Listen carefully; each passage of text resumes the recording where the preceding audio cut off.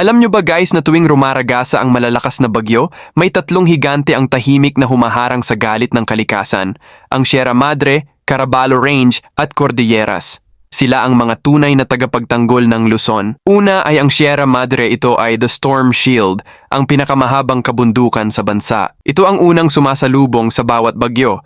Binabawasan ang lakas ng hangin at ulan bago pa man maramdaman sa kapatagan. Ang pangalawa ay ang Cordilleras. Ito naman ay the tallest guardian, matayog at matatag.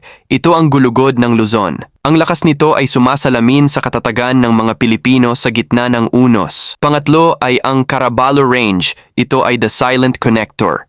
Matatagpuan sa Nueva Vizcaya. Ito ang tulay na nag-uugnay sa Sierra Madre at Cordillera, pinagsasama ang kanilang tibay at proteksyon. Alam nyo ba noong nanalasa ang bagyong Pepito PH, ang mga bundok na ito ang unang lumaban. Pinahina nila ang lakas ng hangin, piniga ang mga ulap at inabsorb ang bagsik ng ulan para iligtas tayo sa mas matinding pinsala. Kaya hindi lang sila basta mga bundok, sila ang ating stormbreakers, heroes at protectors. Ngayon, tayo naman ang dapat lumaban para sa kanila. Ipagtanggol natin ang Sierra Madre at ang mga kabundukan ng Luzon.